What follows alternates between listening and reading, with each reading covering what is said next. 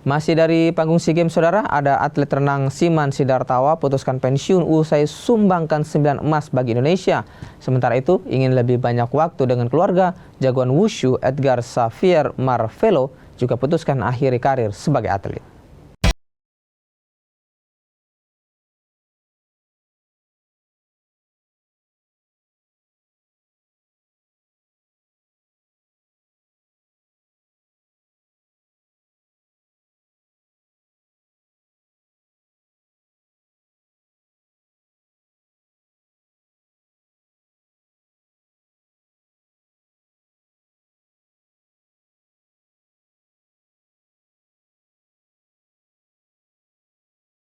Sudah tenang meninggalkan tim renang Indonesia karena kini sudah banyak atlet muda potensial yang muncul.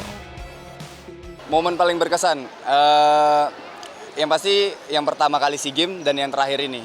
Pertama kali di 2011, terus diakhiri di 2025, masih bisa menyumbang medali. Terus kemarin sempat perpisahan juga buat junior-junior muda, jadi ya lebih lega lah buat melepasnya. Ini planningnya dari habis PON kemarin, karena teman-teman aku udah pada beres juga kan.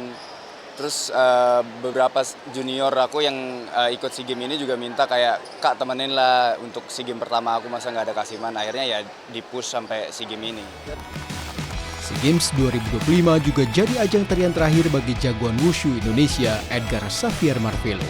Atlet yang melambung namanya sejak Asian Games 2018 memutuskan untuk menutup karir emasnya di Thailand dalam usia relatif muda 27 tahun.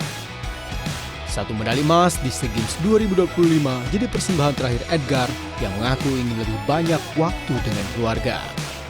Yang pasti setiap medali, setiap penghargaan yang saya dapat, semua punya ceritanya masing-masing ya, dari kehilangan papa saat SEA Games 2019, saya melakukan operasi tindakan sebelum Asian Games 2023. Tanggung jawab menjadi sebuah tim nasional kan memang sangat berat ya, dan kita harus fokus untuk berada di sana. Dan yang pasti wushu juga regenerasinya banyak dan bagus-bagus.